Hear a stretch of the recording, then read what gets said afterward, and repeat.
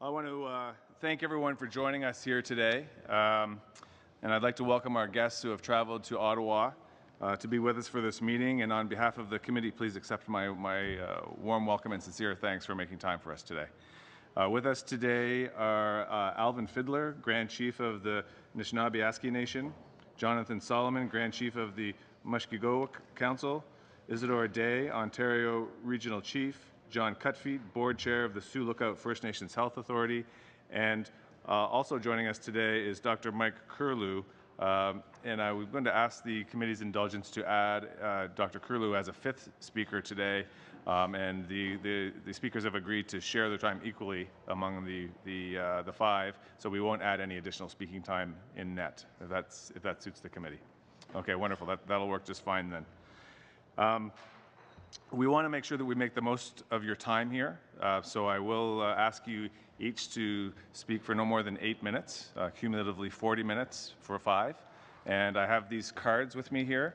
When you see a yellow card, you're at 7 minutes, and the red card means that you're at minute 8. And please do your best to make your closing sentence.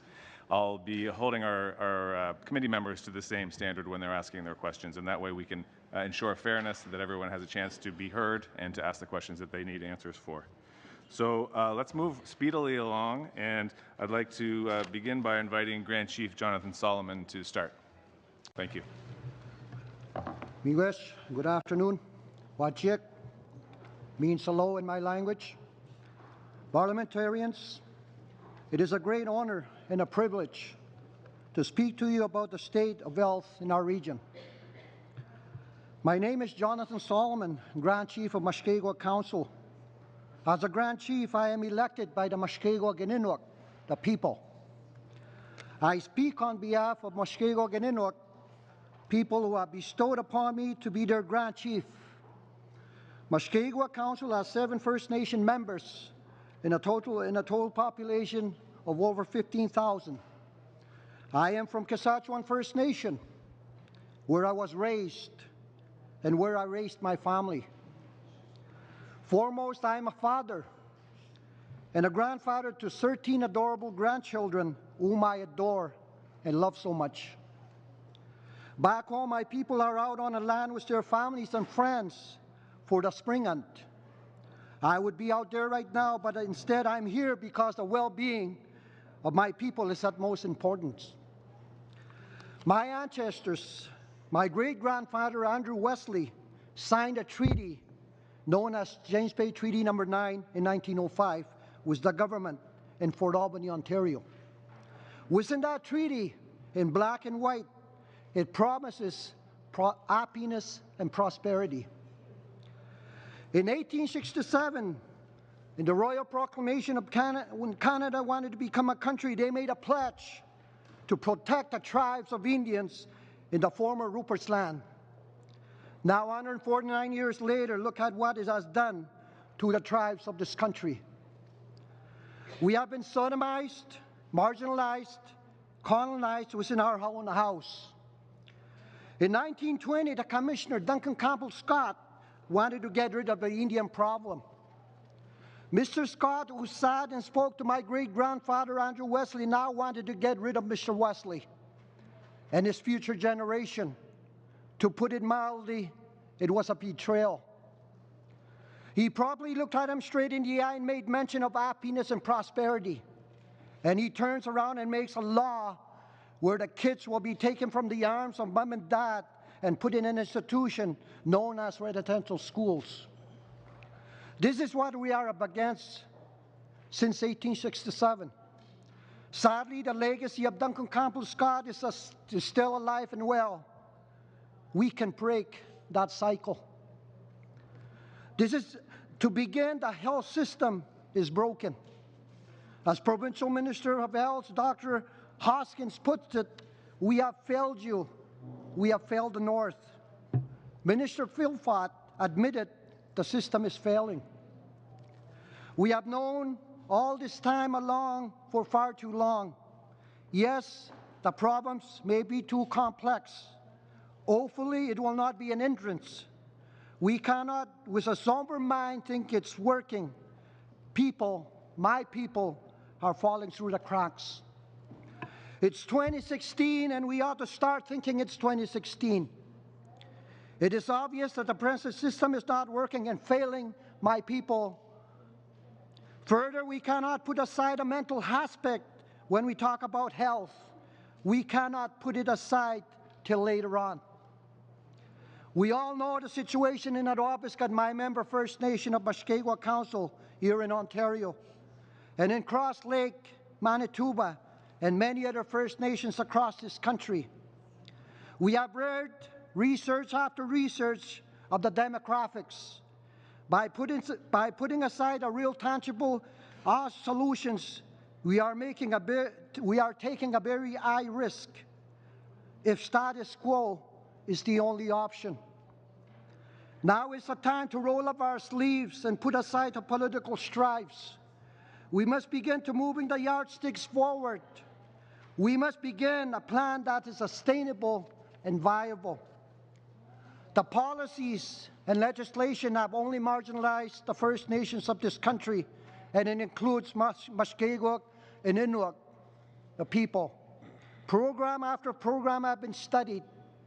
Progress after progress to study a particular program department has gone for far too long. Government decisions what's best for Mushkegowuk and Inuk or people is not working. Instead, the gap is in services is getting wider and doing more harm than good. For the last few days, I've been getting email after email from Canadians who care and internationally saddened by the situation of my people and the people of Canada. They care. They want to help. They are expecting the government to step up to the plate and work with us. There are a lot of Canadians that do care. They want my youth to have the same opportunity that their children have and have taken granted for. They want a health care for my people. They want my people to live with hope and certainty without despair and hopelessness. They want my people to have optimism and certainty. They want my people to thrive. Is that too much to ask for? That is all we ever wanted, to have the same opportunity like every other average Canadian citizen, nothing more, nothing less. Lastly, before I close, Mushkegowuk Council had their own inquiry to the epidemic of suicides from 2006, and sadly to this day we are still losing people to suicide. Mushkegowuk chiefs and First Nations communities had to do something. We reached out to the government of the day then to no avail. This report, nobody wants to die.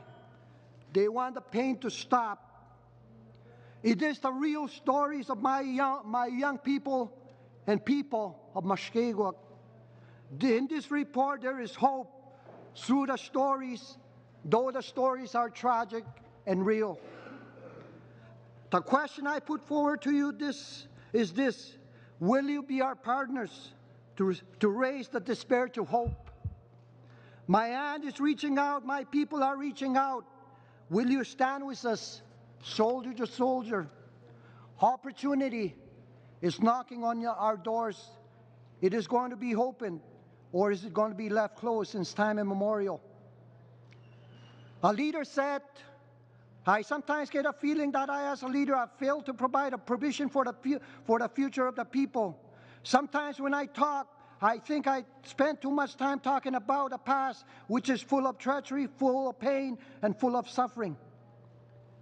Investing in the Mushkegowuk young people is an investment for the future, an investment for the well-being of a thriving communities in Mushkegowuk and across the country.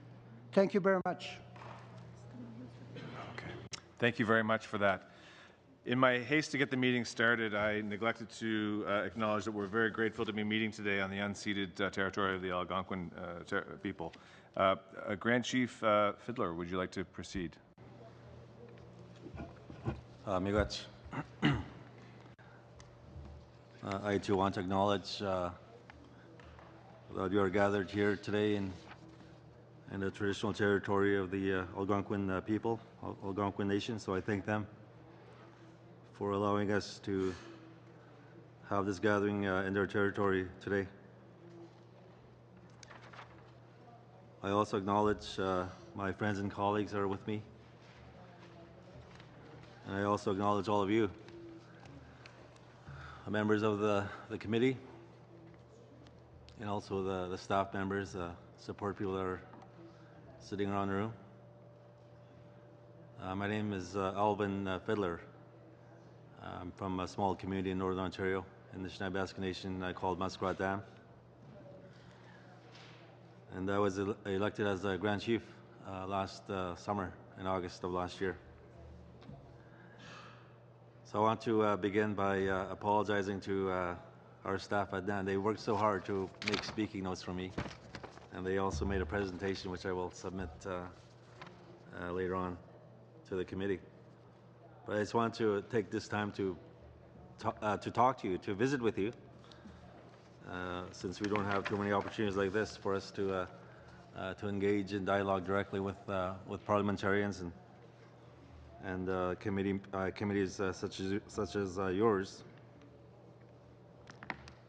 But I want to begin by reading a letter that was written by one of our chiefs, Chief Wayne Munias of Niskandiga. He wanted to be here to talk to you directly, but there was a death in the community. One of the elders passed away in Niskandiga, and he's also preparing for Minister Bennett's visit this Saturday.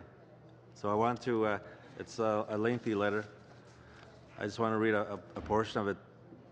But just so you know who Wayne Munias is, he's a chief of Niskandiga. And Niskandiga is right in the heart of the Athabasca Nation. It's in the Ring of Fire area. Niskandiga is probably the closest community to that Ring of Fire.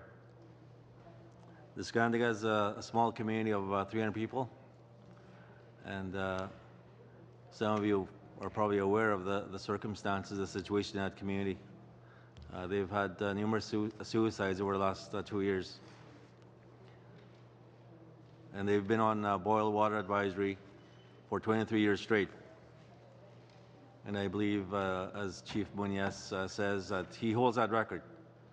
And it's a record that none of our chiefs, none of our communities want to hold.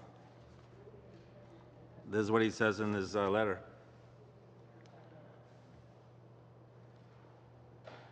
When he's talking about the Ring of Fire. The so-called Ring of Fire, a mining development of historic proportions, is located within our traditional territory. It is a shared territory with 2 other First Nations, but the Niskandiga First Nation is the only community upriver of the development of the same Athabasca watershed. Then he goes on to talk about his community. However, I need to tell you that there are communities that live, eat, and use this territory since time immemorial. And let me tell you what it means to live in Niskandiga.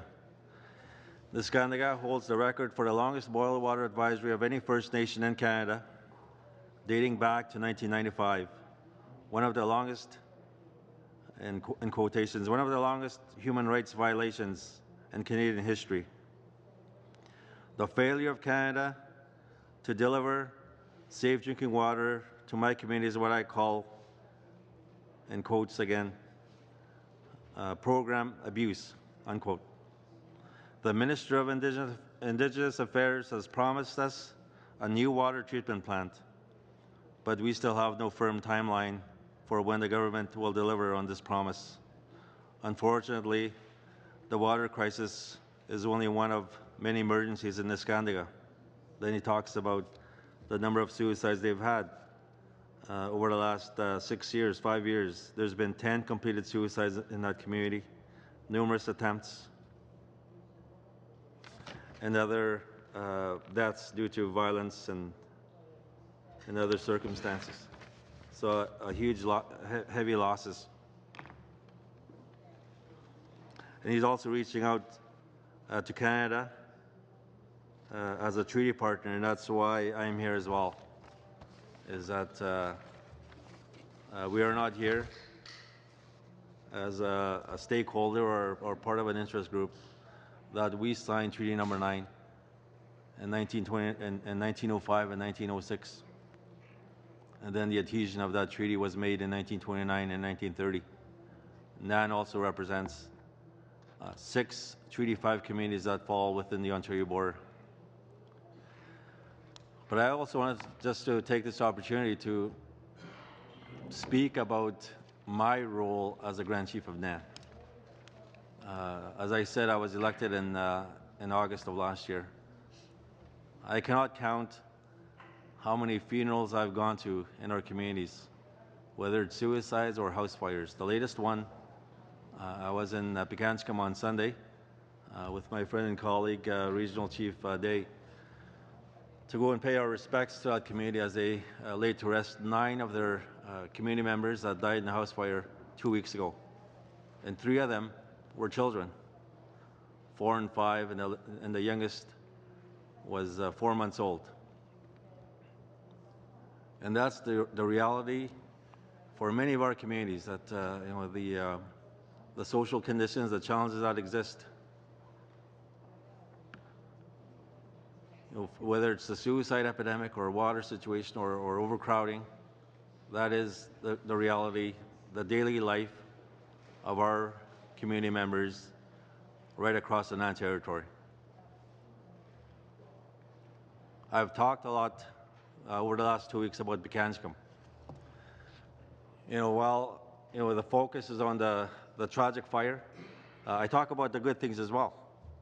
The good things that are happening in our communities, and that's what we need to invest on. That's where Canada needs to look at. If they're serious about rebuilding that relationship with us, we're open to that as well. But it has to be respectful. It has to be done in a way that that benefits us as well. I think for far too long, we've been left out. Whatever processes are developed. The last thing I want to say is numerous studies have been done on our communities. Far too many. This one was from last year. Last April, the Auditor General of Canada released a report on healthcare in the north, in the NAN territory and also northern Manitoba. I remember coming to Ottawa to receive this report, and that evening I received a call from one of our chiefs in Kuyoan First Nation to tell me that a 10-year-old boy committed suicide. That evening I was here.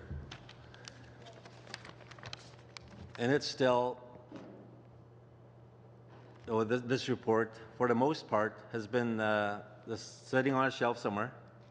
There's been very little action on the part of this government to implement the recommendations and the action that this report calls for. And to me, when you know of a situation, when you are aware of something, is something bad is happening and you do nothing, that is neglect. I don't know what else you would call it, but that's just negligence. So I wanted to ask one of our colleagues, Dr. Mike Curley, to talk about what this means, the inaction or that neglect, what that means on the ground in our communities. And I wanted Dr. Curley to take a few moments and talk about what we mean by that. Miigwech. Thank you, Grand Chief Fiddler, and Dr. Kurlu, please, you have 8 minutes. Thank you. Bushu, everyone. My name is Mike Curlew. I'm a physician. I work in the Sioux Lookout region. I work in the small community of Wapakika, about 550 kilometers northwest of Sioux Lookout. I've been there for about 10 years. And in my 10 years, I can say that First Nations individuals who live on reserve receive a standard of health care that's far inferior to what other people get. Not just a little inferior, far inferior. The Grand Chief had mentioned the Auditor General's report. The Auditor General's report made a statement. It said, Health Canada did not have reasonable assurance that eligible First Nations individuals living in remote communities in Manitoba and Ontario had access to clinical and client care services and medical transportation benefits. What does that look like on the ground? What is the real life? Does it look like on the ground? Let me paint you a couple pictures. Imagine a young person who breaks their leg. They come into the clinic and their leg is on a virtual right angle. And you do not have adequate supplies of the pain medication that they need. And it takes 9.5 hours for that medevac to come in. And that entire time, because that supply of morphine is not there in sufficient quantities, you hear that person screaming the entire time. That is the reality.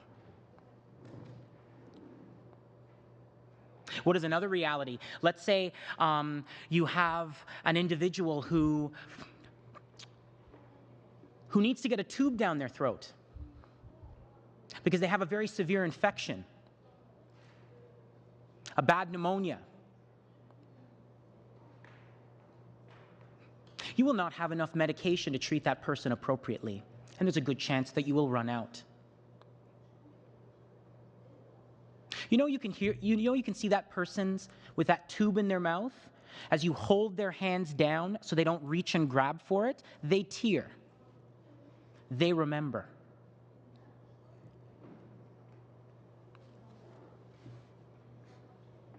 It means that you run out of oxygen or have to use techniques to ration the oxygen. You see children gasping for breath. We run out of a medication called Ventolin.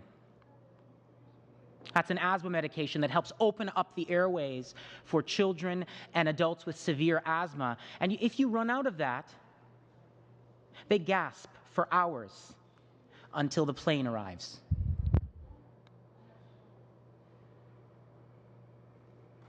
Imagine those of us here sitting here as parents, if we're watching our children, and that's what's happening to them.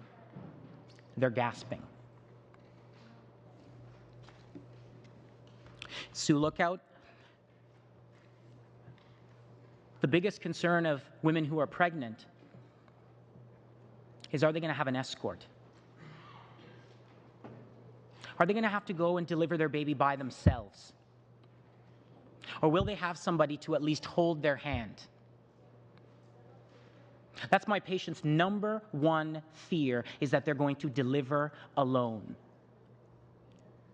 Or will they be denied an escort? My patients who are palliative, their biggest fear is that they die alone. That there's no one from their community to hold their hand. No one.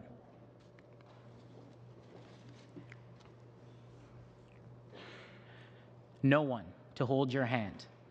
From the moment you are born to the moment you die, your life is dominated by non-insured. Dominated. That is unacceptable. I see parents who recognize their kids might have learning difficulties, might have developmental difficulties, and there's no way to get them any services, very little. And time goes on, and they're more and more and more delayed. That is the reality. That is what that statement means. That is what that statement looks like on the ground.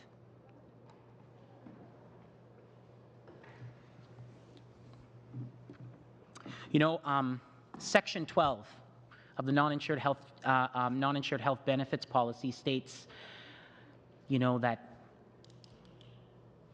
non-insured will not cover certain types of travel, and it mentions, under no circumstances. It even mentions that it is even impossible to appeal that. And the first thing it puts, The very first thing that it excludes is it says we will not cover travel for compassionate reasons, period. We will not cover for compassionate reasons.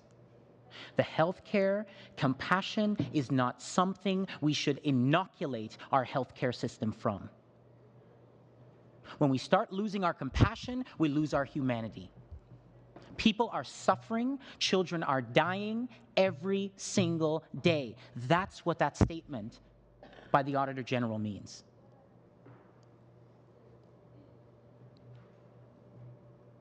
There needs to be drastic change quickly. The longer we wait, the more people will die. The more time that we wait, the more children will die. So I appeal to you today, not as politicians, not as members of political parties, but as mothers, fathers, brothers, sisters, aunts, and uncles. Let's return the humanity to this process. This process needs that humanity.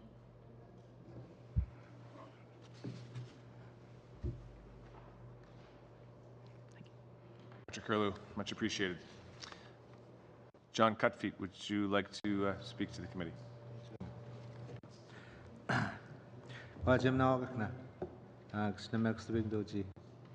John Cutfeet, I greet you all from Kshnemek to Binanwak.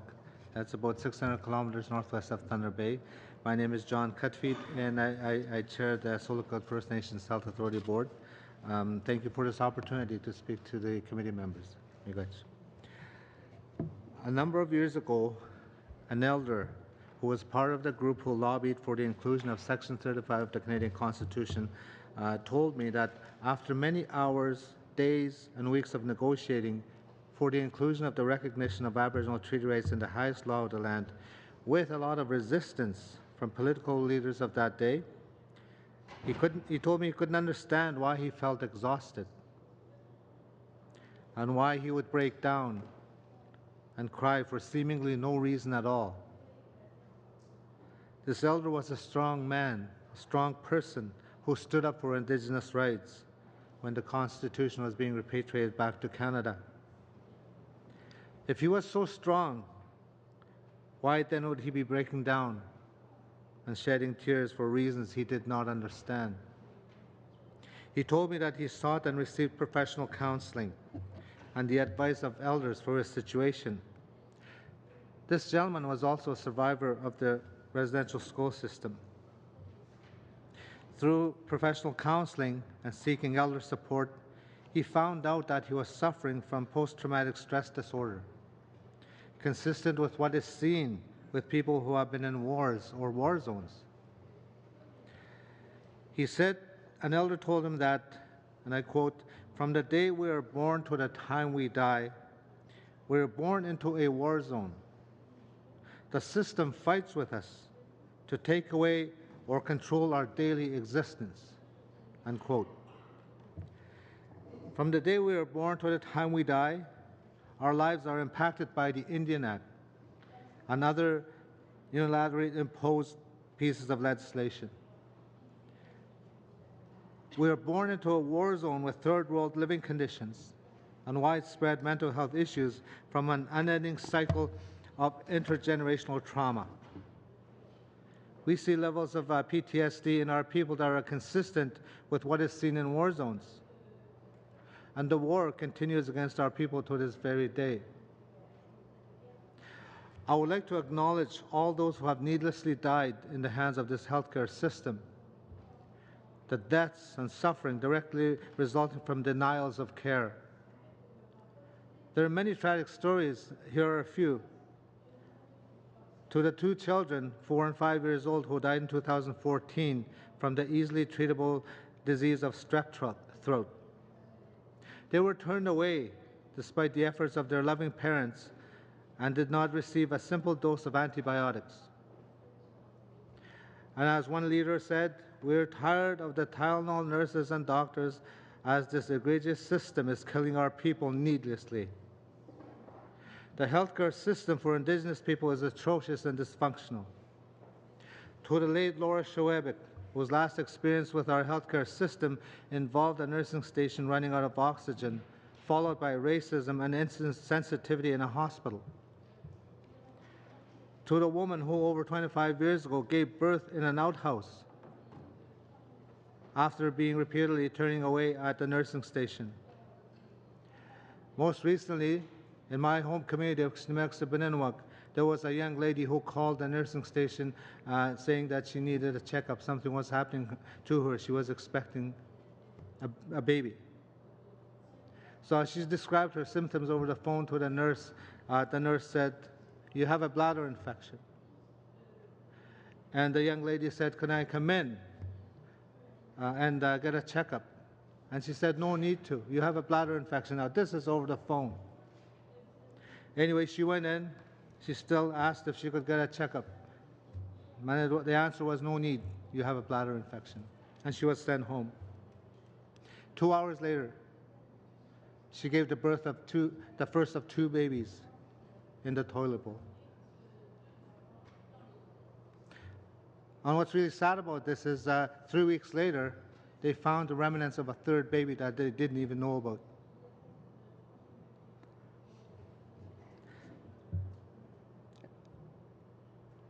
And the shame that we should all feel as Canadians for not being able to tell her that anything has really changed over the 25 years in terms of healthcare.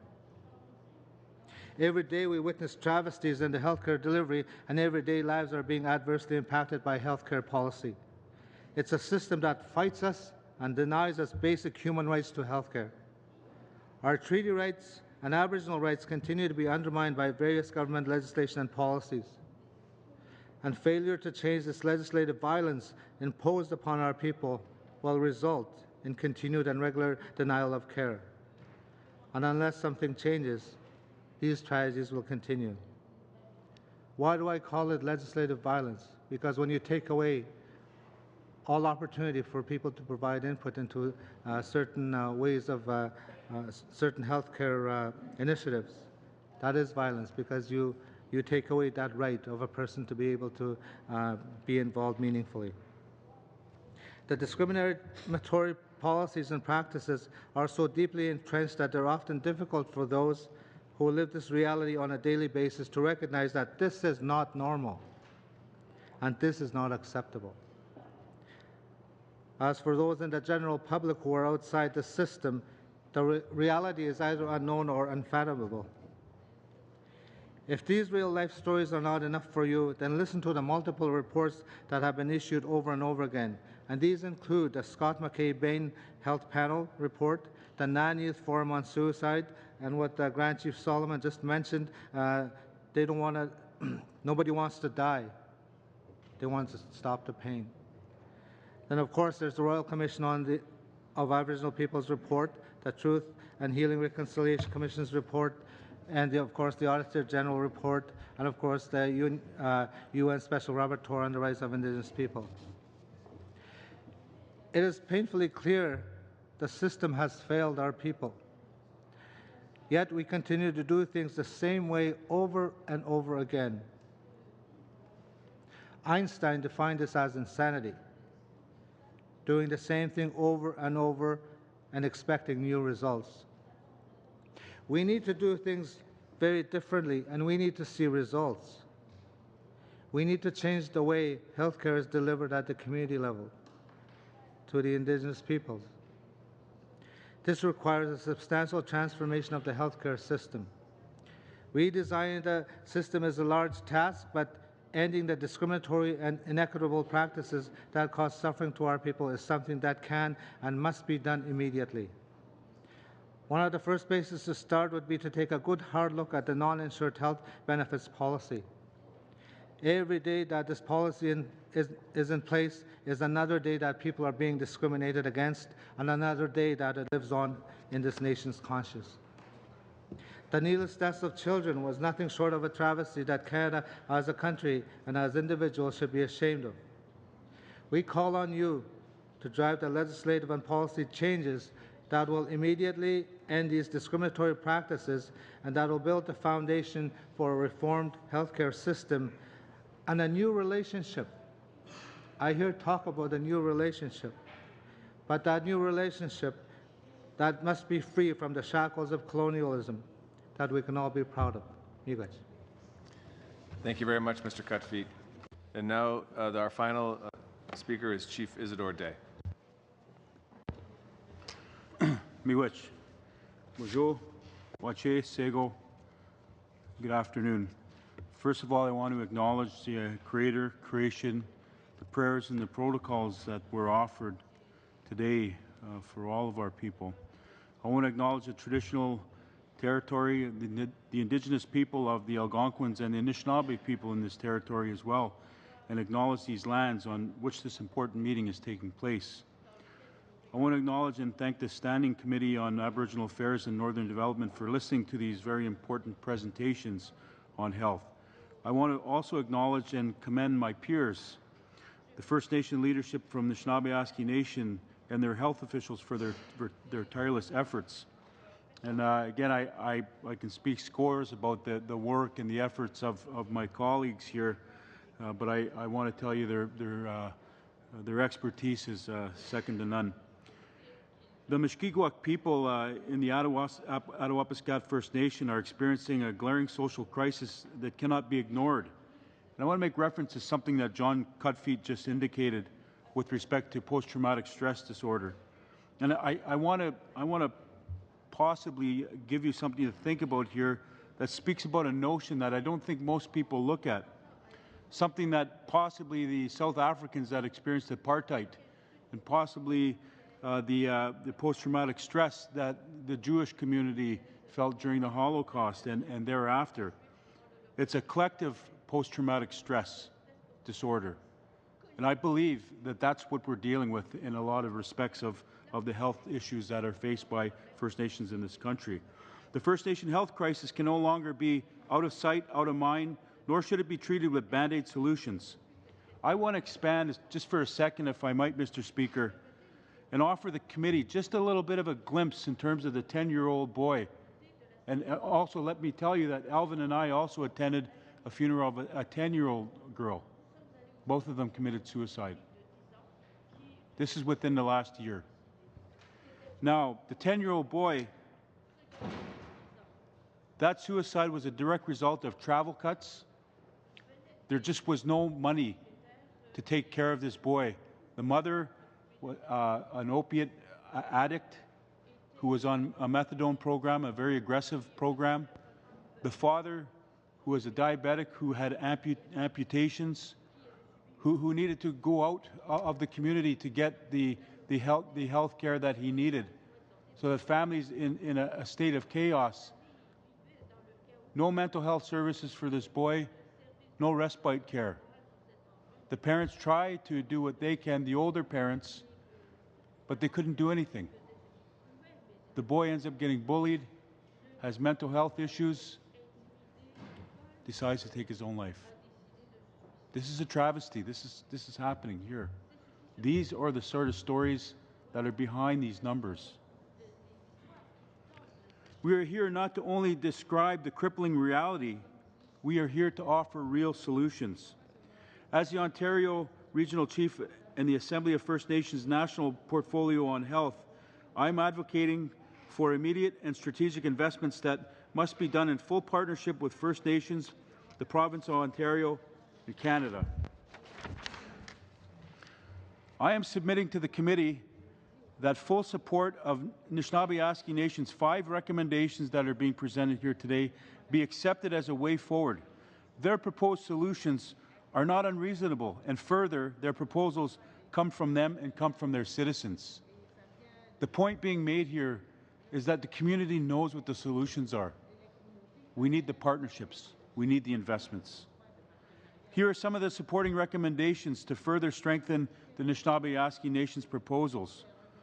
The first one that I'd like to offer the committee is immediate funding flow to areas in most need. This is a critical element that Ontario already has come to bat on. Canada, we must extend these efforts across all First Nations in need. This means equitable health care access at the community level and where it is most needed. Second one, that a social determinants of health framework be the basis for comprehensive health action plan that includes all relevant line ministries and government mandates, which means that we are calling for an immediate adjustment to the federal 2016 budget under the Social Development of Health federal framework. Again, we know there's investments made in health, but it's very clear that there's going to need to be adjustments made to the current budget. Thirdly, that the Truth and Reconciliation Commission 94 calls for action related to health be the foundation for a successful and immediate implementation plan. This would require a formal mechanism which wasn't part of the federal budget. The fourth one, longer-term solutions can only be realized through full engagement with the seat at the table in the current health accord negotiations with the provinces and territories. This participation must be based on the nation-to-nation relationship.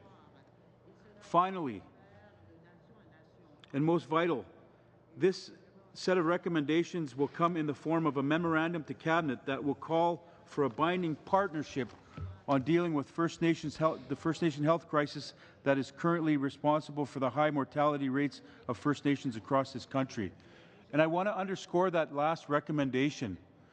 And I want to let you know that you will be receiving a memorandum to Cabinet on the health crisis of First Nations in Canada. We clearly cannot be doing things that have been done before. This fashioned way of expecting that ministries are going to fully understand our situation, well, we've got to come forward. We have not yet been engaged in a wholesome way to be able to describe what it is the solutions might be. Allow me to expand some points. Since last fall, the Chiefs of Ontario have presented 5 key areas that must be immediately addressed by the federal government.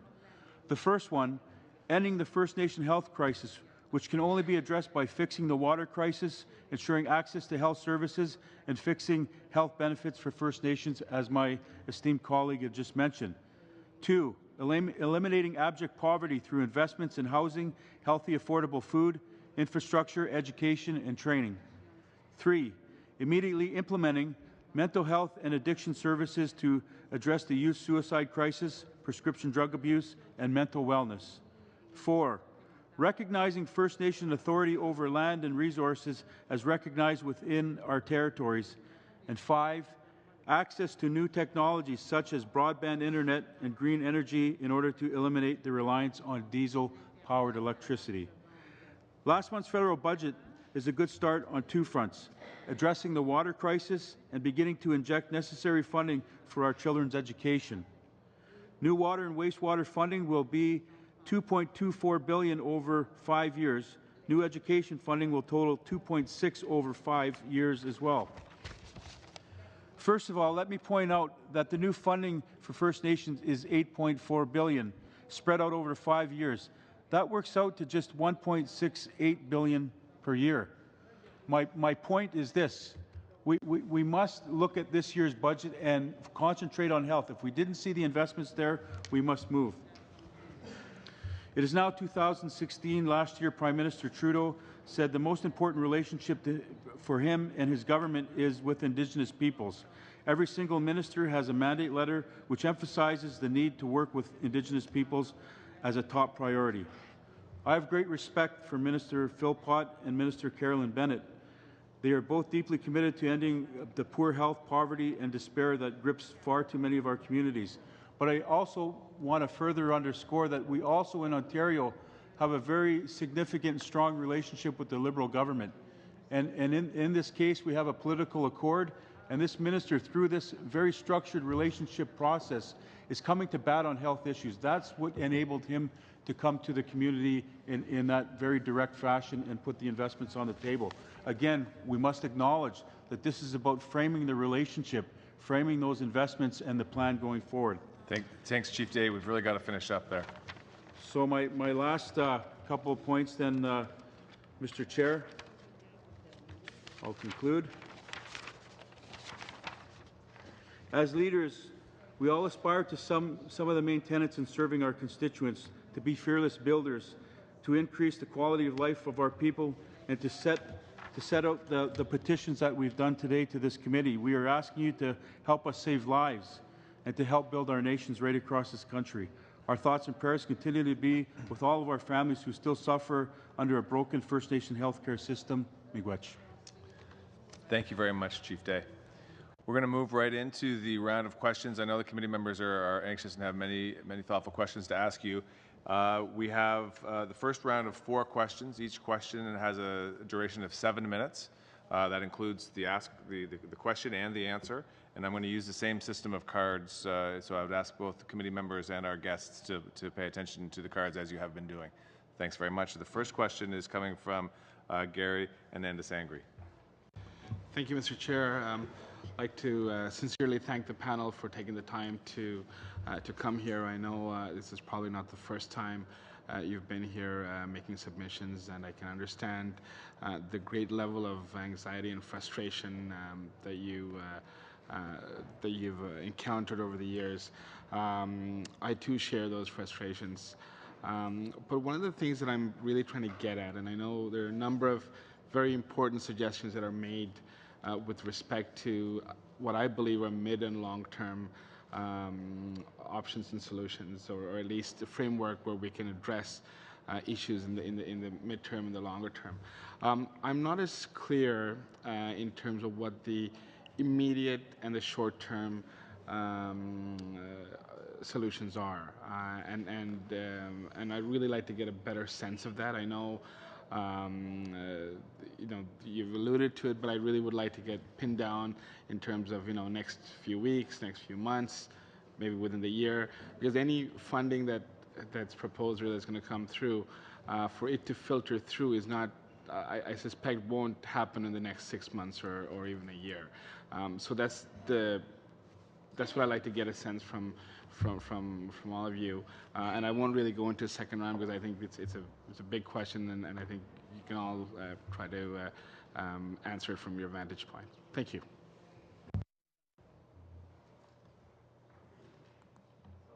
Thank you for your question. In terms of immediate needs or immediate steps we can take now, obviously, when we look at communities like Attawabaskat or Pekanchikam, our immediate priority is always to ensure that they have the supports that they need at that moment, whether it's mental health supports, counseling, therapists, child psychologists, to go there and hopefully stabilize the situation on the ground. That's obviously our number one priority, is to support our communities that are in crisis now. But in terms of other measures that we can take, I want to ask this committee to work with Minister Philpott, with Health Canada, on the policies that some of the policies that we referenced in our presentation. For example, to lift the travel restrictions on non-insured, especially when it comes to children. I'm going to ask my friend Dr. Curlew to expand on that, but we need to look at access, especially with our children that are living in remote areas. If we cannot bring that service, that treatment, or whatever it is that they need to their community, we need to bring them out so that they can get it somewhere else. And this speaks to Jordan's principle. And there was a private member's bill that Parliament adopted, which is great, but we need to make that into law. We need to move beyond the jurisdictional wrangling that many of our kids and our families find themselves in daily.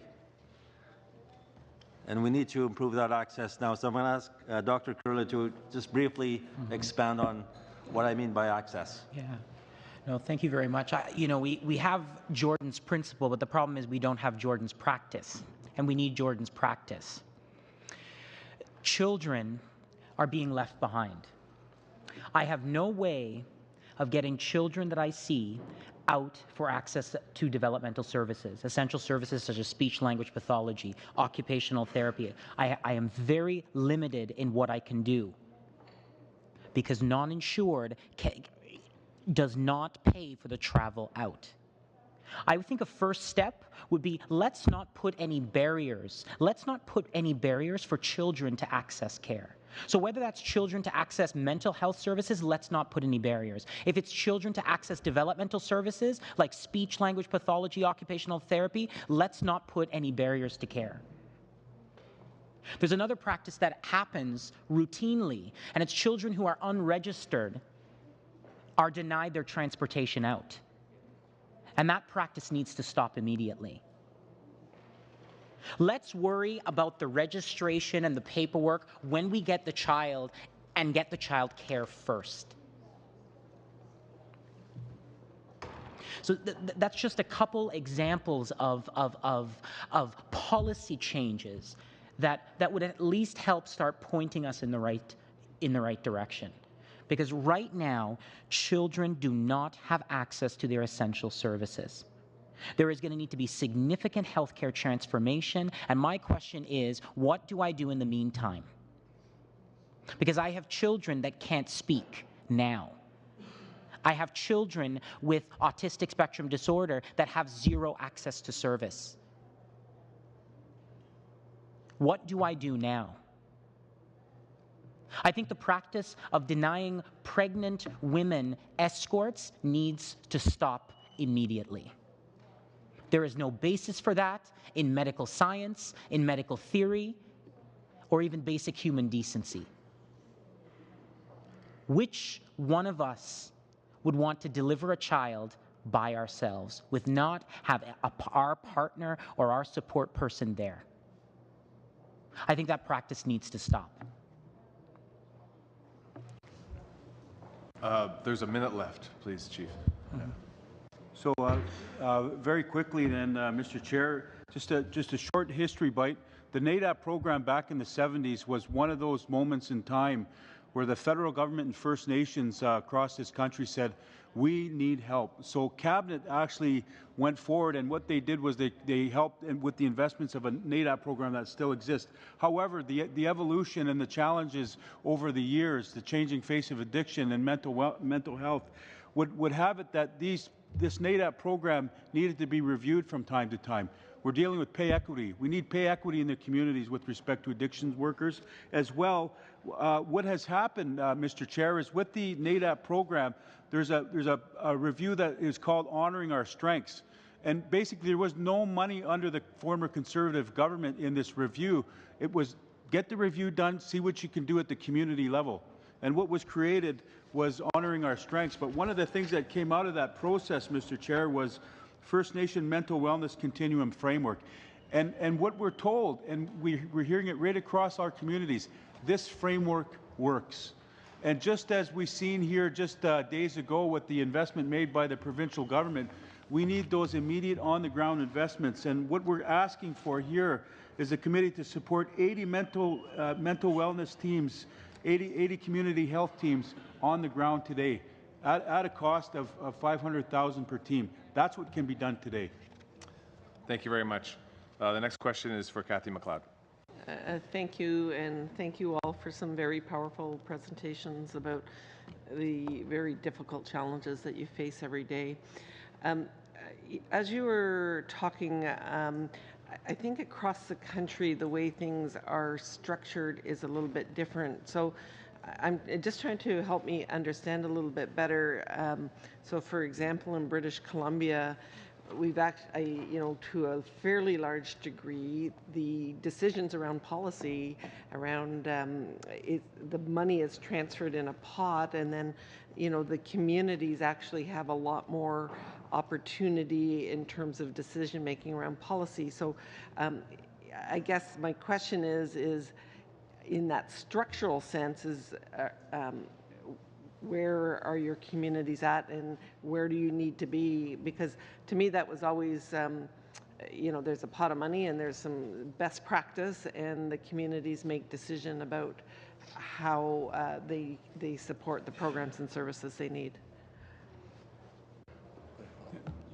Okay. Thank you for the question, and I think it's important to note, and I know my colleague will expand on this, but The situation we have right now is that various regions, they have access to current healthcare systems in urban centers and semi-remote. But the remote north, they have very specific needs. You can no longer do business like this in terms of health. It cannot be based on budget limits. It has to look at the needs within the regions. So we need regional models and frameworks that are going to address the regional needs. Thank you. I would just add to my friend's response about your question. The challenge, the issue that we're talking about here on healthcare,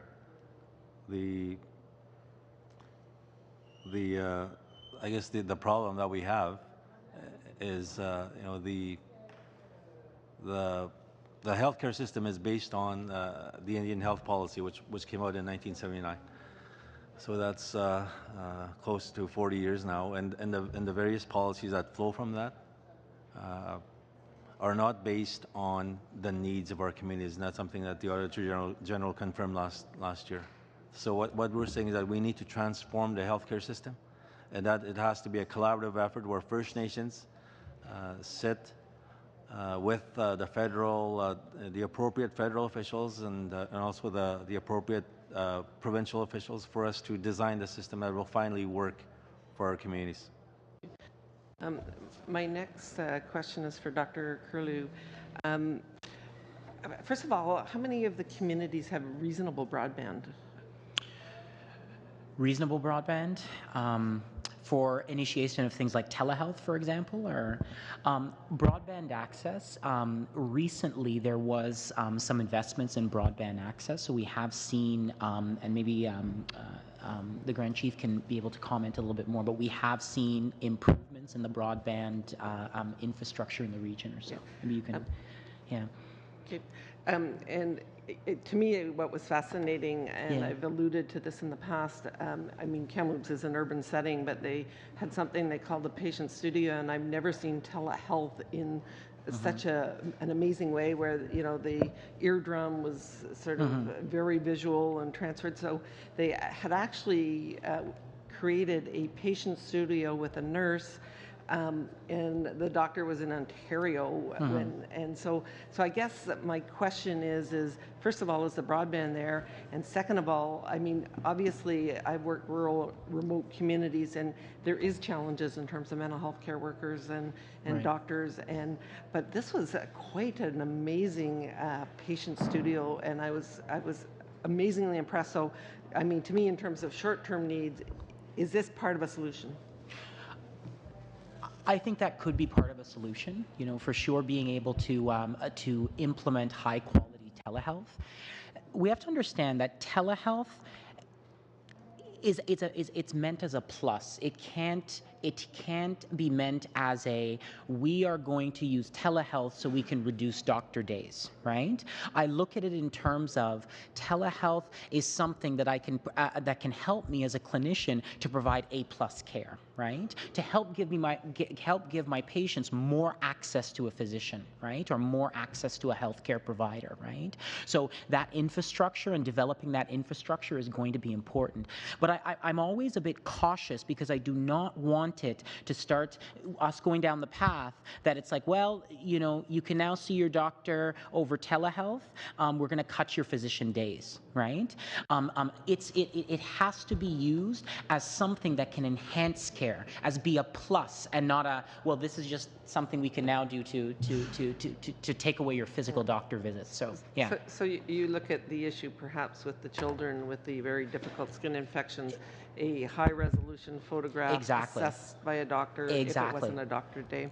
Do I have time? How many? 80. Well, oh, 75 80 now. Is pretty good. So your story of shortages in terms of medications is absolutely unacceptable. Yeah. Why did that happen? I don't know what the shortage is. I don't know what the issue was at the nursing station, but they didn't have a necessary medication. There was, and these are not isolated incidents, right? I look at it and I say, what is the system for procuring medications? When you go to any hospital or healthcare facility, they invest a significant amount of funding to figure out, okay, well, how much particular medication, how much supplies do we need, right? Do those systems exist? Or are we just relying on pieces of paper getting faxed back and forth? So I'm very concerned that those advanced systems that are going to be able to ensure that the right medication is there in the community at all times, right, do not exist currently at the nursing station, and that's why we're seeing these drug shortages, including the formulary or the compendium of medications that you have at your disposal, right? What sort of input do healthcare providers have on that team to be able to ensure that we're getting our patients the best possible medications? Thanks. The next question is for Charlie Angus. Thank you, Mr. Chair, and I want to thank gentlemen for your powerful words. I'm going to start with a technical question to the doctor and then go to Grand Chief Solomon because of his expertise in the region that I come from. Doctor, I get messages on Facebook from mothers in motels in Timmins asking me to get them an extra day of treatment before their child goes home. And then I see the kids in the community and they're like a mess because that day wasn't enough. And then their pictures are on Facebook. And people are saying, how did this happen? I remember talking to Chief Solomon and said, did I remember this correctly, Chief, or is this some kind of nightmare I had where the nurses were carrying water in buckets from the river to the nurses' station in Kashechewan? And he said, no, that was true. That happened. And I hear you when we're talking about telehealth. We don't have telephones. This is 2016. Yeah. Children dying because they don't have pain medication because they don't have Ventolin. I think we have to say that it's not good enough to say we're going to study this. We need change immediately. And I hear the call that budget has to be augmented immediately because children are dying. If you could give us one recommendation to give power to the doctors so they cannot be overridden by the bureaucrats to deny children their services, what would that tool that you need as a doctor? So when you say that child is going to get that extra time in a hospital, that they're going to get the extra support here, what is it that you need as authority so you can override those bureaucrats in Ottawa? Well, that's a very good point. We often, I surveyed a number of my colleagues, and they described oftentimes the relationship with non-insured health benefits as adversarial. Right, adversarial. When I look at the provincial system, for example, the provincial system has a ministry in Ontario, has a Ministry of Health Transportation grant. So it is so for example, if you live in a small town in Ontario and you don't have access to that particular service or a diagnostic test, you have a government program that operates provincially that essentially helps fund your travel there. And when I compare those two forms, so the Ministry of Health travel grant versus the non-insured form, there's stark differences. First things first, the Ministry of Health travel grant does not ask for a diagnosis. Non-insured insists on a diagnosis, a reason for visit. Why? Why does non-insured health benefits need to know why a person is getting an MRI? Isn't that confidential between that patient and their physician? There's no mention of that in the provincial health travel grant. You simply sign as a physician and say, yes, this person has an appointment with a specialist. And the same thing applies to escorts. Why? Why does non-insured have to know why a person requires an escort? Isn't that between themselves and their clinician? The problem is that non-insured is trying to insert itself in the doctor-patient relationship inappropriately, and that needs to stop. It needs to stop inserting itself in that doctor-patient relationship. Oftentimes, my colleagues and I myself, we feel that we're being quote-unquote policed by non-insured health benefits, but that is not their role. And the same thing applies for when you look at the process by which they approve medications. It's archaic, it's time-consuming, it introduces unnecessary delays, and it does not meet its goal of ensuring that patients get the right medication in the right time. The provincial system, just to do it, you have a 3-letter code that you write on the prescription. You go, you get your medication that day. The non-insured system, for the same medication, a piece of paper gets generated in Ottawa, and it's back and forth faxes between the physician and Ottawa. to decide on whether or not that medication is why are both systems so different? Now, I've spoken to people about this before, and they say, well, you know what, Dr. Curlew, it's just different. It's just different. It's not different. It's inferior. There's one system that you have. Yeah, I'm sorry. Doctor, it's not inferior. It's built into the system. Yeah. The Human Rights Tribunal found that Canada is systemically discriminating against children. It's the policy. So I didn't want to interrupt you, but I need to ask Chief Solomon on this, because Jordan's principle, if we look at the Human Rights Tribunal, is the systemic discrimination against children, denying them service. Chief Solomon, I've been to 2 funerals this year. I know that you have been to many more. I was in a community where I was talking to one of the teachers, and we couldn't get counseling for that child because they had been turned down by the federal government because they couldn't prove that it was necessary. And this was a child's life. I want to ask you, if there's one thing we can do today to say this discrimination has to stop, that Jordan's principle becomes Jordan's practice. Chief Solomon, what do you think? This is where we begin to think like humans. Legislation after legislation, policy after policy has done more harm than good. We've heard stories from the doctor on the ground. We need to start checking our own policies and make them human. I have nightmares about non-insured health benefits. It's a nightmare in my territory. Some people are missing their appointments because there's a rule now. You got to let them know 7 days ahead of time before you got to make those arrangements. Whomever came up with that policy, I don't know. And these appointments have been on a calendar for months and months. And once you miss that appointment, that's it. You got to do it over again. It's just the way it is. We're not making things up. That's the reality we live in. The NHIB system, as the doctor said, it's so cumbersome with paperwork, with bureaucracy. And that has to change. There's no doubt about it. Thank you. We're out of time, Charles. Thank you. Thank you, Chair. I know you indulge me. That's good. Next question is Don Resnick. I'm going to thank you right off the bat for coming. I know that we had a meeting not so long ago with the Prime Minister and Regional Chief Day, Grand Chief Fiddler was at that meeting. It was a meeting in my riding and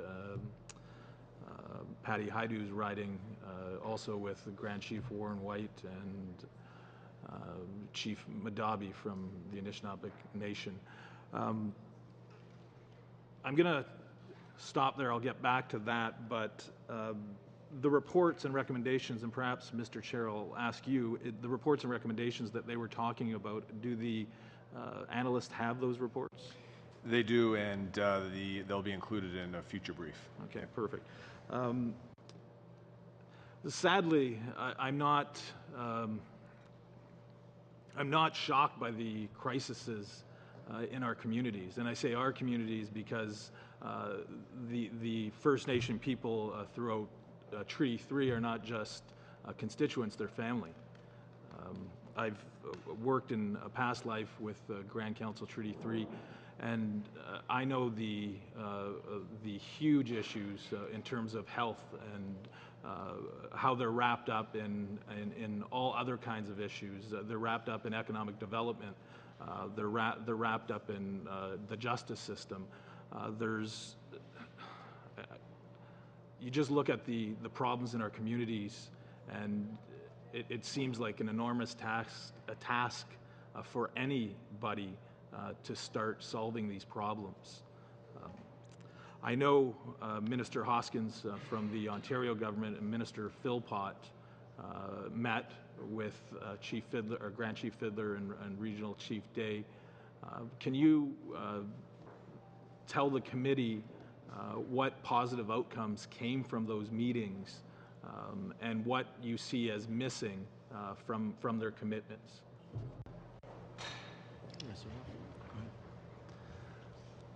Miguel, thank you for your question. In February, on February the 25th, we issued a declaration, an emergency on health and public health in the Nan Territory. And the reason why we did that was because of all the stories that you heard here today. And then 3 weeks, I think, after we made that declaration, we had that meeting with Minister Philpott and also Minister Hoskins in Toronto to talk about our declaration and what we can do to address the issues that were contained in that emergency declaration. So we've agreed on a number of points in terms of how we should work together to begin to address those issues. We've agreed on a framework. We've agreed on a process on how we can begin to address not just the immediate stuff, but also the issues, the long-standing issues. So we have a process that is now underway. We are in regular contact with both federal and provincial officials for us to begin to address the issues at why we issued that declaration in February. So I'm going to ask Regional Chief Day was also at that meeting, so maybe he can expand on some of the things that we discussed at that meeting. Thank you, Grand Chief. Again, the meeting was very well attended. The response from both the federal and provincial governments clearly, were something we haven't seen in a long time. The former Conservative government, did not respond in that way. And why I say that, and what's most important to recognize here, is that as we've been under a 2% cap, and as we've seen funding cuts over the last decade, you will see a culmination of issues that have backed up. What we've not done is a full health economic assessment in terms of what's needed. That's clearly an area that this committee can help with and endorse and move forward, because you will find that it's not only the systemic pieces, but there are some glaring areas that need immediate funding, as my colleagues suggest. I'll leave it at this, that what is also missing, again, we talk about the social determinants of health. Health is one file, but we can no longer deal with First Nation health in silos. We can no longer expect that the Ministry of Infrastructure or Economic Development or Education cannot have a fulsome discussion and dialogue and First Nations be part of that in order to determine a framework for the social determinants of health. Why I'm bringing forward to the committee today a framework that looks at the social determinants of health, a health and social policy framework. The last thing I'll say is that, again, bringing this to the committee because it's essential to ensure that we're effective, that we're economical, and that we're efficient with the time that's needed, because people are dying today. This is why you will see a memo to Cabinet come forward that speaks to the emergency health crisis of First Nations, not just in this region, not just in Ontario, but across Canada. Thank you for that. How much time? Often not enough time to ask the questions that we need and want to ask.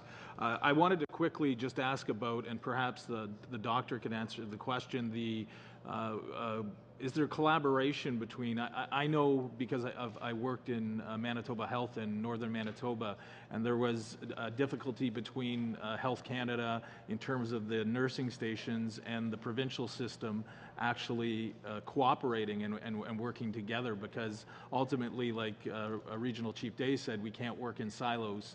We need to work in partnership, and the care has to be continuous, whether the patient moves from a First Nation community to, say, Thunder Bay Regional. So has there been good cooperation with Health Canada, or has that been a problem?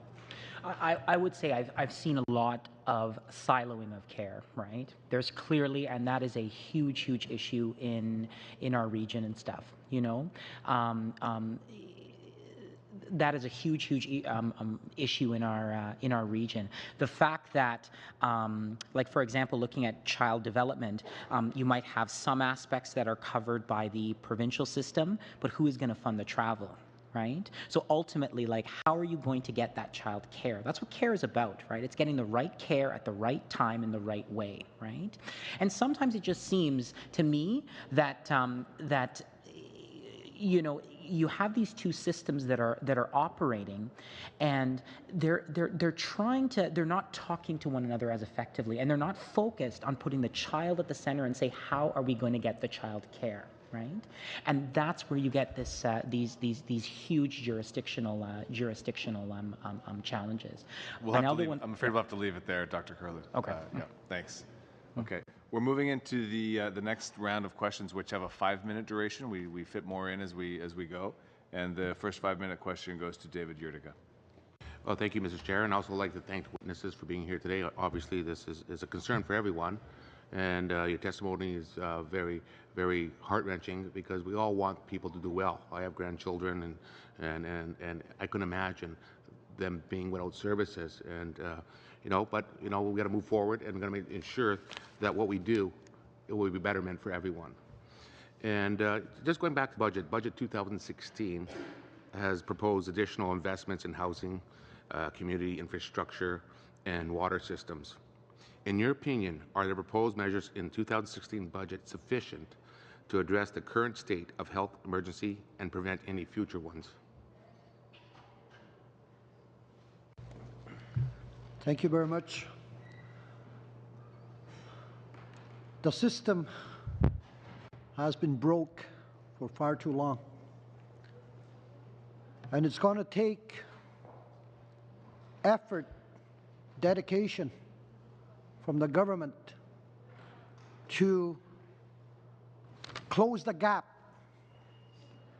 In my region, we amalgamated two systems of health care in 2007. From the beginning of day one, that organization has been running in deficit to this date. It's over $20 million in a hole. Now, that paints a very clear picture that how under-resourced the healthcare system is in the North, because it's trying to fit everything as in Ottawa or Toronto, and it doesn't work.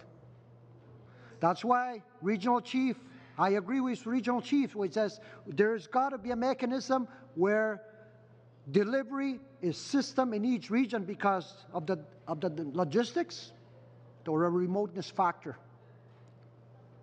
So is that going to change if we continue on the status quo? I don't think so. We're going to continue having declarations until we roll up our sleeves and say, let's do it. Thank you. Okay, my second question. Since the declaration was issued, what immediate actions have been taken and what actions remain to be taken?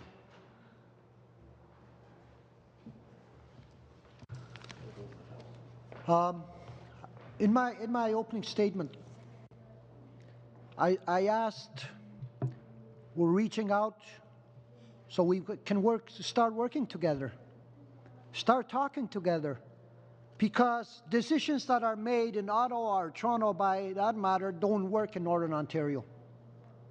They don't, because it's been like that since time immemorial. Policies and decisions are made in Ottawa or Toronto, because we need to start thinking outside of this jurisdiction here, or the boundary in the cities, because there's northern communities that are confronted by challenges. And it's no wonder why the conditions of our communities are in, even the condition of the healthcare system is in, because we're trying to work within the premise of an urban community, but it just doesn't work, and it will never work. It will never. Yes, thank you, Grand Chief Solomon. You know, I'm going to point out one thing about your previous question, is that, again, the cost of doing nothing is huge. We need to look at the impact of the last 10 years and set that aside and begin to do some damage control there. With respect to what's been done and what's working, again, turning to our communities and recognizing that we've got the best of the best on the ground. They're strong, they're resilient, they know the people. What the AFN has done, and through the Honoring Our Strengths framework that looks at addictions and mental health, there's been some good work done with nothing. But now we need the investment. And in AFN's budget submission on mental wellness, it included mental wellness teams to reach all communities. Second one, new funding for 80 new teams at $500,000 each. Crisis response teams via the expansion of a national Aboriginal youth prevention strategy. Next, capital to ensure safety and maintenance of national native drug and alcohol programs and treatment centres, and capital for 5 new treatment centres, healing centres, as per the TRC calls for action. Last one is the extension of the Indian Residential Schools Resolution Health Support Programs, Indian Residential Schools, also being utilized during the Missing and Murdered Indigenous Women Inquiry process. The last thing I'll say is one of the things and demographics that go unnoticed is those with disabilities. You know, we need to recognize that in our communities we have so many that are so underfunded, underfocused, and these people are suffering in silence. We need to focus on people with disabilities as well. Thank you, Mr. Chair. Thank you, Chief. The next 5-minute question is for Michael McLeod. Thank you, Mr. Chair, and thank you to the panel for presenting. I'm from Northwest Territories, so I've heard a lot of about the issues that you're talking about. I have a lot of similarities in my area. Suicide rate in Northwest Territories is double the national average, and it's the year 2016, and suicide and self-inflicted injuries are among the leading causes of death amongst our Aboriginal people. And that's amazing that this is still happening.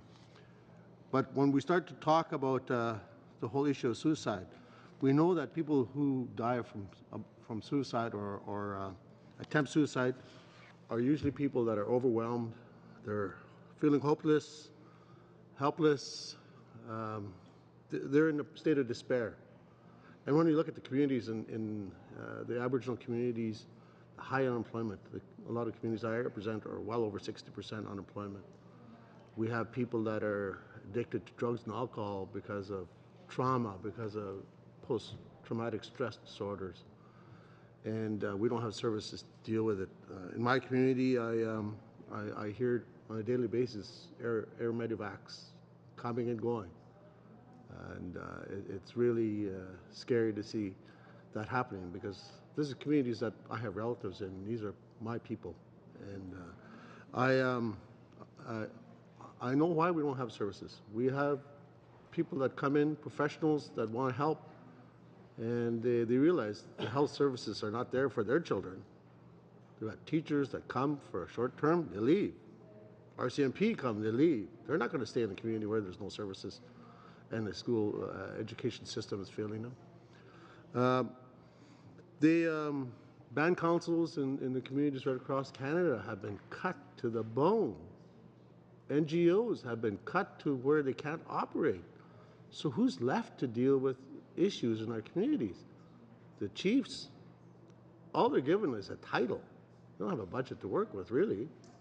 There's no pot of money that you can dip into to help in the communities. And so we share a lot of the problems.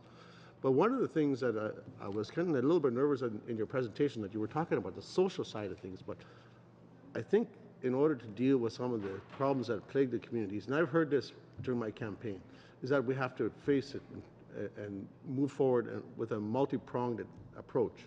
And economic development is one of them that I really like to see it. We have good people in our communities, we have smart people in our communities, we have people that are wanting to work. We're lacking infrastructure, so why don't we try to approach it from that front?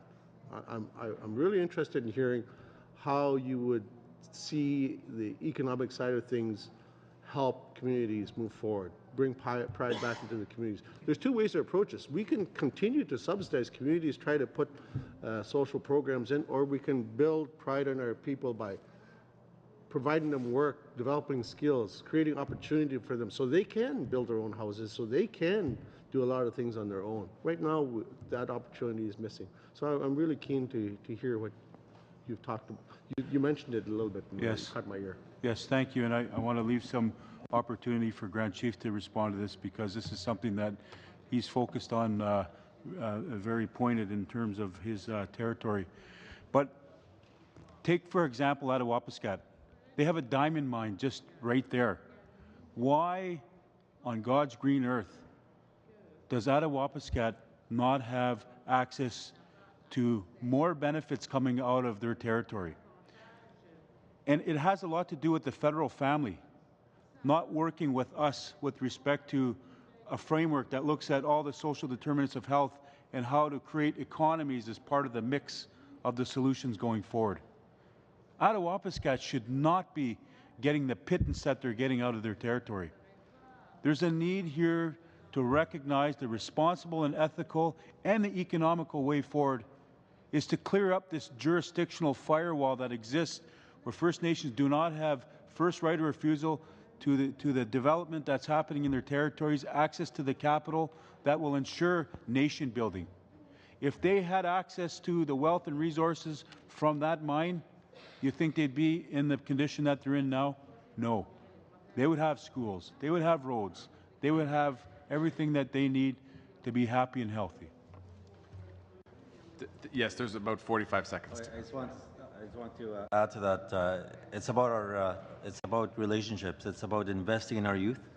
It's about building capacity in our communities for them to be able to meaningfully engage in the economy. I talked about Niskandiga.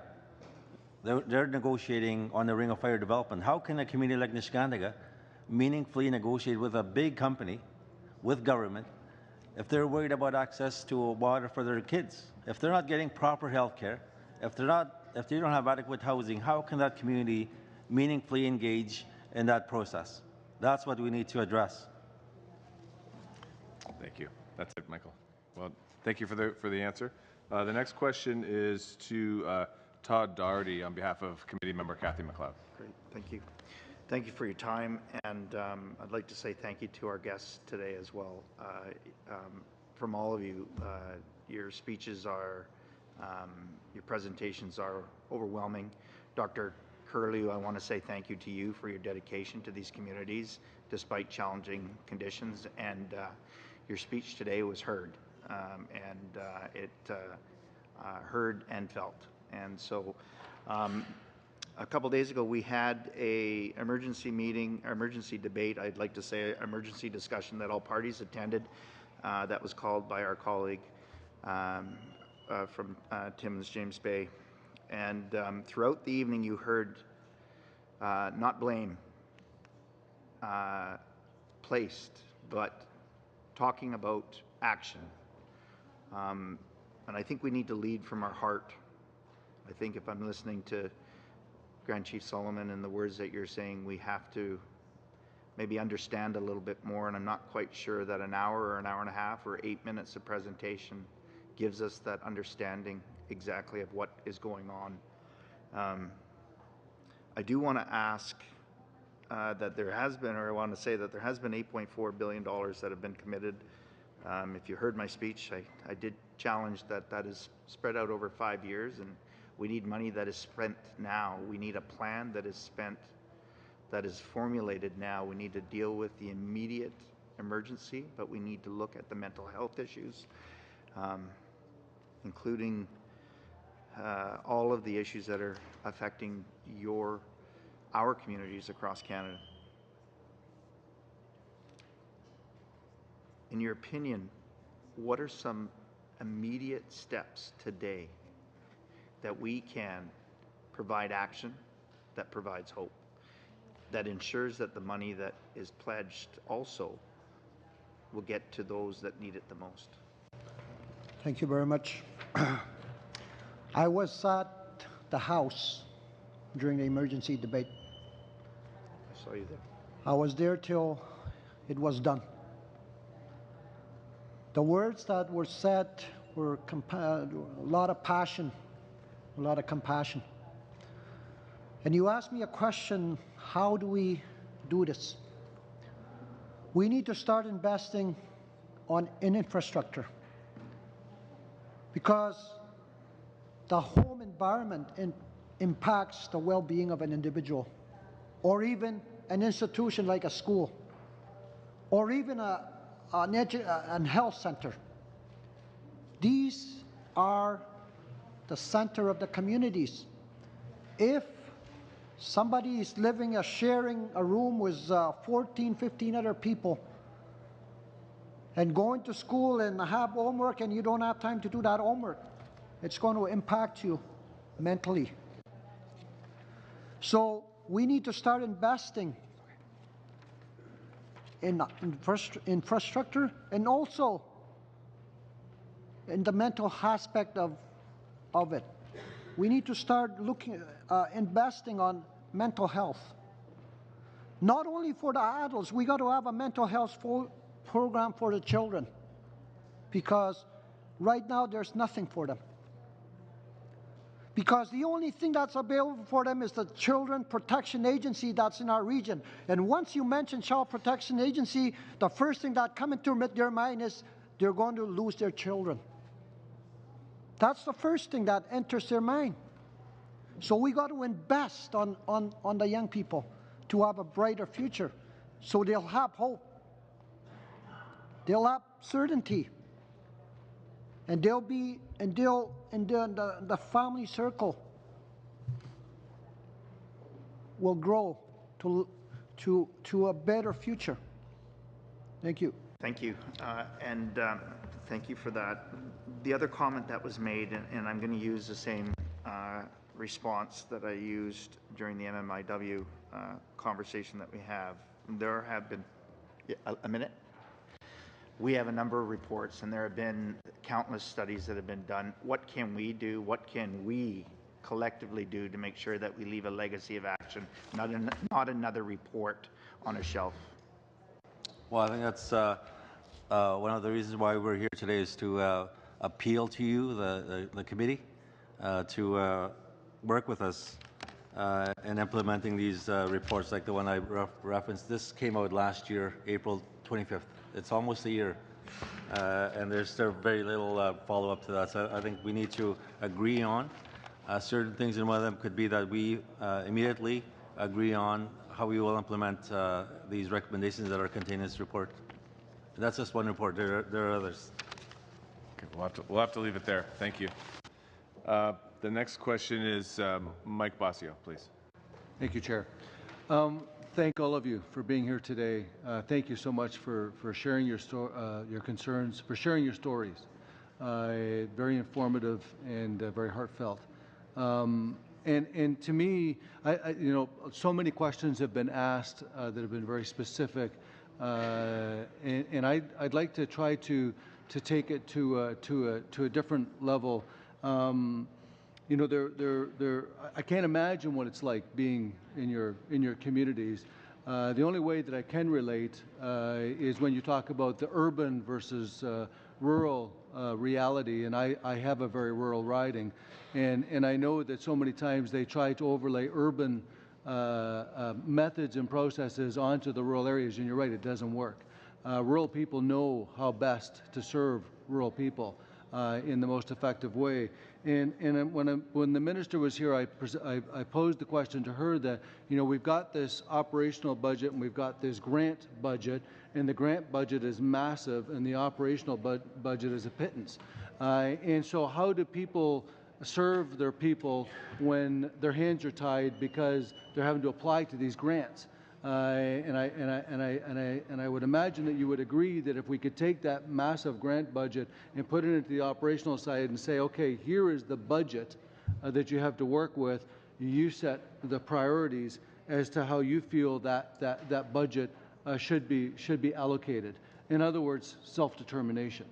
I guess I'd like to ask you if you had, there's something that I am certainly going to advocate for, and I'm hoping the committee will come along on this at some point, that if you had that ability, how would you prioritize how that money would be spent in your communities? I know it's a huge question, but I hope that you can try to address that. And would you agree?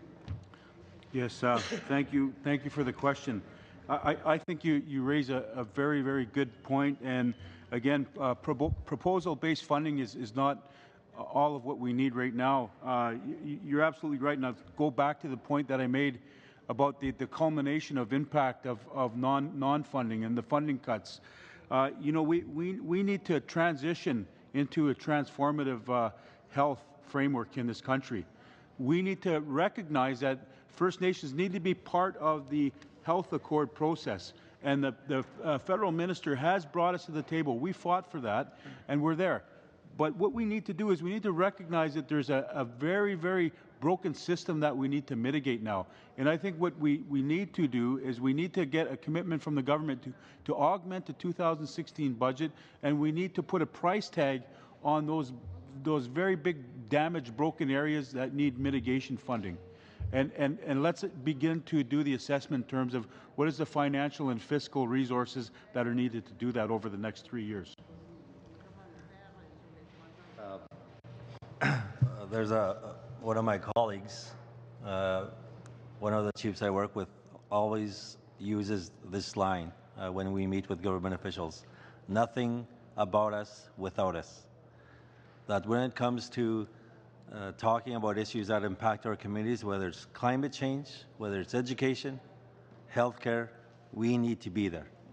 We need to be involved. We need to be meaningfully engaged in the process, because what you develop in Ottawa, whether it's policy, legislation, law, it impacts us in ways that sometimes puts lives at risk, or sometimes it we lose people. So I think it's important that we have a dialogue like this, but we need to carry that forward in a meaningful way. Yeah, please.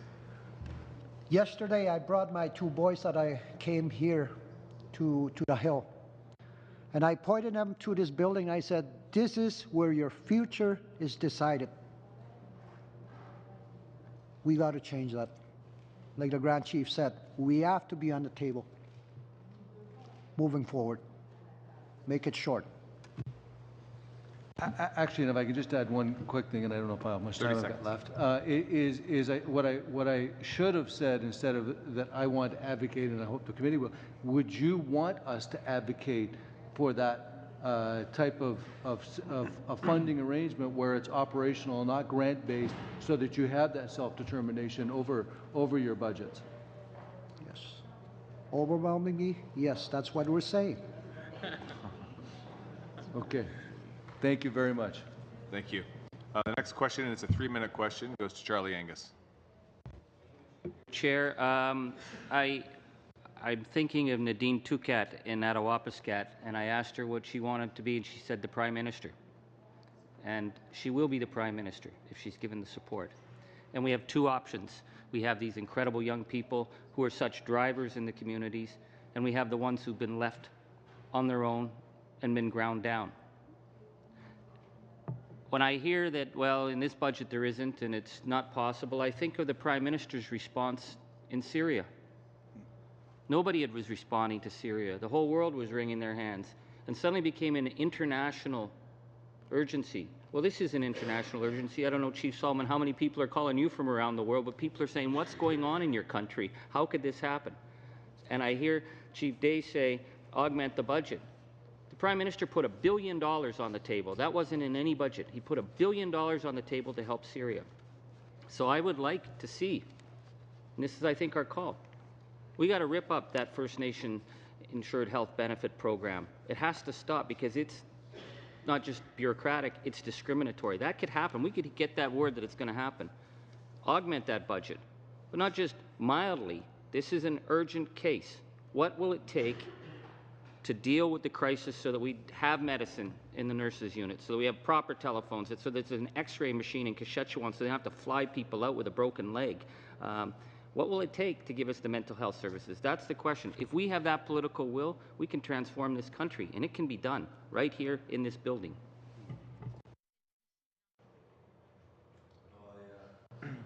I strongly support and agree with what you're saying there, Charlie. That I think all of us realize in this room that we have a window of opportunity for us to finally address the issues that we've been, the long-standing issues, the social determinants of health, the underlying issues that have been plaguing our communities for a long time now. So I think if we can agree on that, that's a start. But I think we need to also go further and collaborate on a process that we can, a framework, a process that we can utilize moving forward that includes us, that we need to be at that, whatever process it is, whatever table is developed, that we need to be there. Okay. Thank you. Thanks very much. Well, there are 20 seconds. I don't know if you can. Oh, please then. Yeah. Again, we've been, like I said in my speech, we've been marginalized. We've been demoralized. And we're very loving people. We're very caring people. And we're very forgiving people. That's how I was raised. To respect, to forgive, and to love. If we have that mindset, we could transform the lives of Aboriginal people across this country, not only in Ontario, but across this country. And I think that's why we're saying we can no longer live in the past. I want hope for my 13 grandchildren. By the way, number 14 this summer. My family tree is growing now. I want the best for them. I want the best for them. That's all I want. Nothing more, nothing less. Thank you. Thank you. We've exercised good discipline with the question time, so we can actually fit 2 more of the 7-minute questions in before we close. And the first of those 2 goes to Linda Lapointe, please. Merci beaucoup. J'apprécierais si je vais parler en français. Speak French, so I would appreciate it. You will have to use your earphones, your earpieces. I'm very happy that you are here with us today, and after the discussions that I've heard, actions will be done in silos. And can you hear the interpretation? Let me know when you're hearing the interpretation. English. Pacific. It's my language. I'm sure you understand that.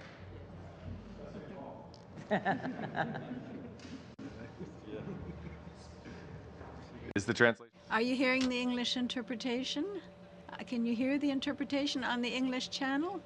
Okay, I will start. Thank you for being with us, and we're grateful that you're with us today. What I hear from your statements, if we're talking about health care in the field, it's because there are many policies that prevent things being done effectively.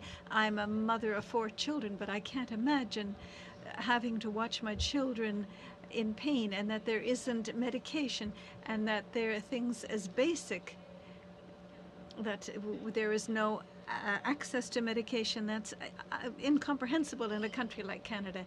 Do you think that with everything that we are trying to do, that do you think that we'll be able to succeed in solving these problems? I know that there are things that have to be solved. You were talking about infrastructure, that this is necessary. I would like to hear you about what would be your priority in infrastructure. Yes, housing, water, but what could be done as quickly as possible? We don't want to wait years again. How many young people are going to suffer? and healthcare, in mental health care, where the issue is access. I think efforts have been made this week because of the crisis, but there have to be permanent solutions. I would like to hear your opinions on this, and what I have heard from the questions and answers here is that you have to be present in the decisions and in the solutions. You have to be part of that. So this is an open question. Thank you.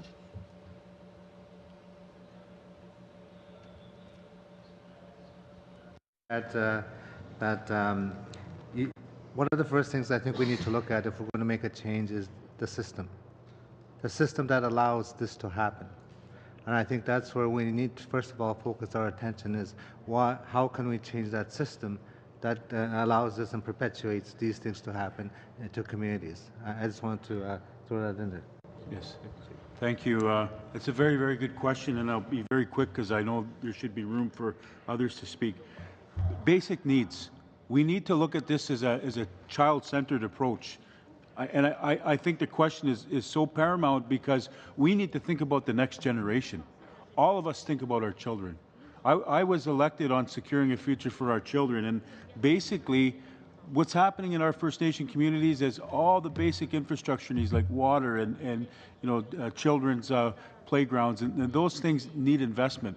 We must also recognize Madam Speaker, that we have a situation with respect to Cindy Blackstock and the child welfare issue that went to the tribunal. We need a response to that. We need a response that the government is actually going to become very forthright, and that they will fund the levels that are needed with respect to Jordan's principle. That there is funding specific to children and raising them up in a wholesome, healthy way. Thank you.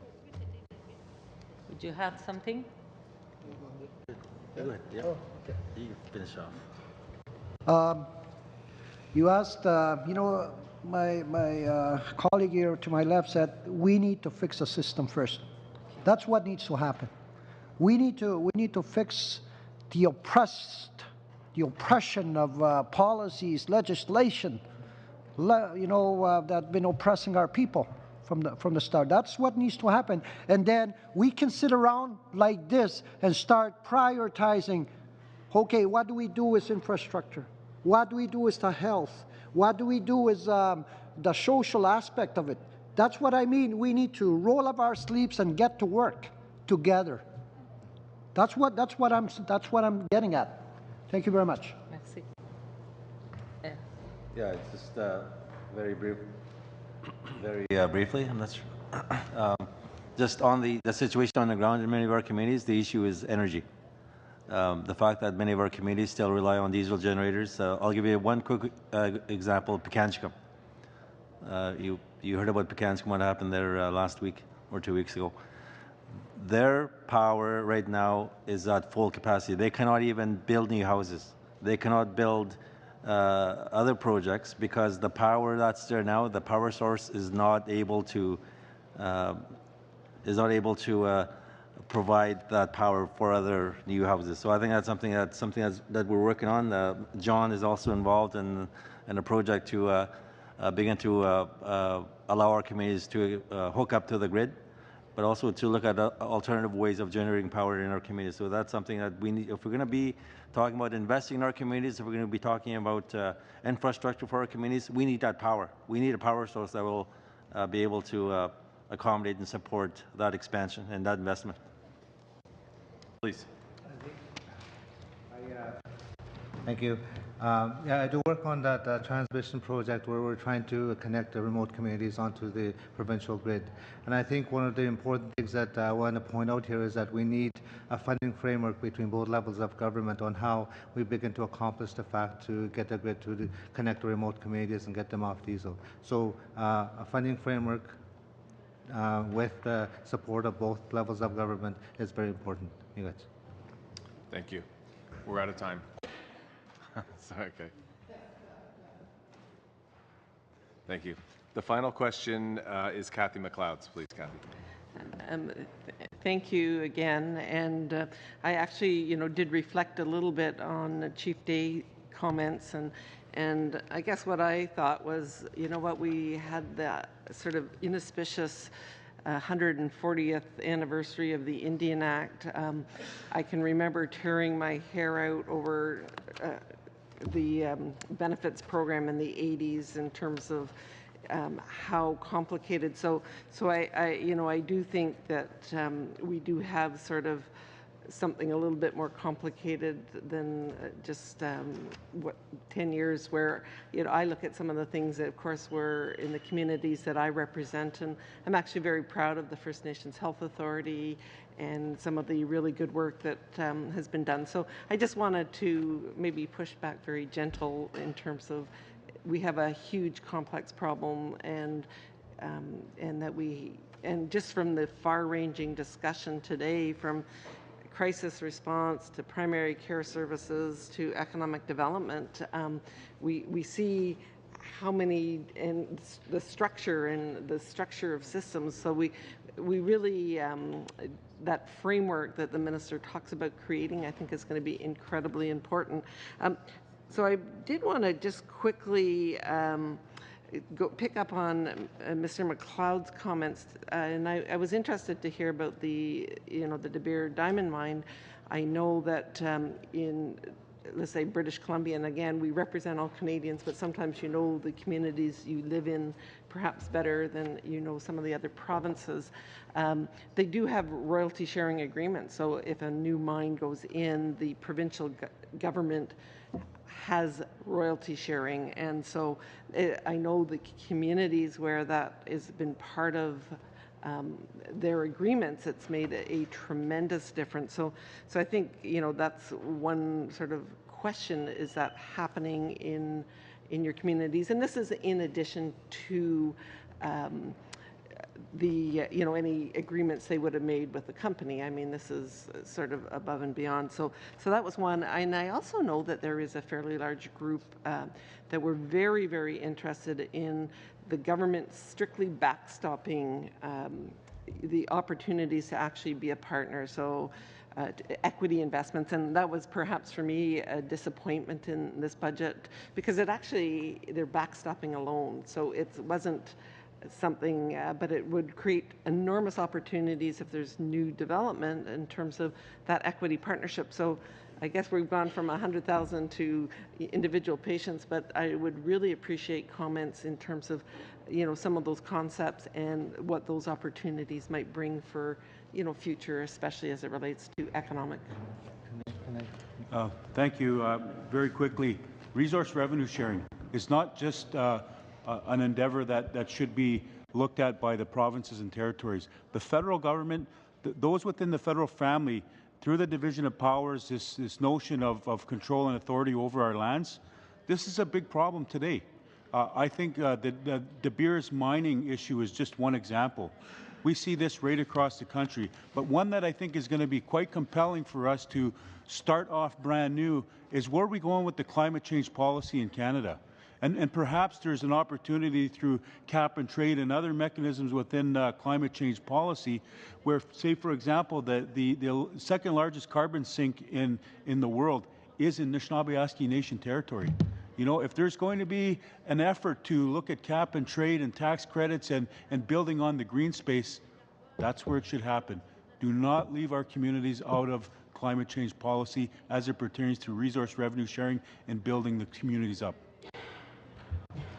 I was just going to add that the Ottawa-Wabascat situation is an impact-benefit agreement, and I think it's very important that we move into resource revenue sharing, and that there needs to be legislation allowing for that to happen. Mr. Chair, I just wanted to point out, this week at the diamond mine, they found a certified carat diamond. Now, all the diamonds that were found in the region, how much money was invested in programs in the region? That's the thing, billions of dollars worth of diamonds go out of of the Aduabiskat or Mushkegowuk territory, how much money is that coming back for reinvestment in training, education, housing, or infrastructure? None. So that's why revenue sharing is the answer. Impact benefit agreements are just crumbs under the table. That's all it is. Crumbs under the table, the leftover. That's all you get. Thank you. You have a minute if you'd like to use it. I'll just use my last minute to again thank you for a very frank discussion and I think a very fruitful one.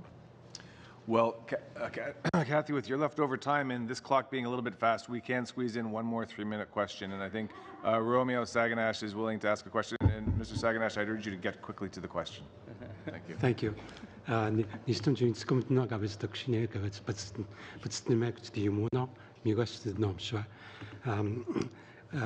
think Chief Day has spoken about the political accord that they have in Ontario and how that brought immediate action on the ground. So that's basically my question, because I'm fortunate enough to come from a region where we have a comprehensive land claims agreement, and through that James Bay Northern Quebec agreement, it's really a global approach, a comprehensive approach. There's housing, infrastructure, policing, justice services, economic development. It's a comprehensive approach. Shouldn't we, when we're talking about there are short-term solutions that are required immediately, I recognize, but in terms of the long term, shouldn't be that one of the models that we could consider? We don't have necessarily take everything or exactly that, but at least the principles behind an agreement like the James Bay Northern Quebec Agreement. So I'm throwing that question to you. So, thank you, Romeo. And again, I referenced today the James Bay Agreement as well as out west, knowing that those are two regions that are more advanced and there is an economy, that there are things happening. But because there's autonomy and there's recognition, nothing about us without us. And I think what we need to recognize is that where there are treaties, where there are a number of treaties as well as pre-Confederate treaties, I think the government has to extend more effort to try to fix some of the systemic issues there, because we're locked. We're locked in conflict. We need to get the political will from government to say, listen, let's move beyond, as Grand Chief said, let's not live in the past, let's move forward. I guess the last thing I'll say here, and I know, will we have an opportunity to give one more comment, Mr. Chair? I believe this is your opportunity now. Thank you. We're here to ask the committee to fully accept our recommendations and ensure that government implements them ASAP, which is why there will be follow-up from us at the Chiefs of Ontario. And again, I want to thank the committee and my colleagues for their work and their guidance. Thank you, Mr. Chair. Sure, yep, there's some time left, 40 seconds. Just as a quick, for my colleague had asked me, but to make sure that the reports that were referenced today, if we can get them for all our committee members so that we have what you referenced today for us, so we can get them and we can study them. Thank you. Okay, thank you. A final word, Grand Chief Fiddler, and please very... Yeah, I just want to thank the committee for allowing us to be here today to present to you our issues, our solutions. I also want to acknowledge my friend Charlie for all the work that he's done, for calling on the Parliament to have a debate. That was historic. I was watching it on TV and I couldn't believe that I would live to see that. And I think we need to build on that. So I think we have a good start here. Let's build on it. You know, I always say this. I always talk about my kids and all our kids, and they deserve more. They deserve better. So again, thank you for being here. Thank you.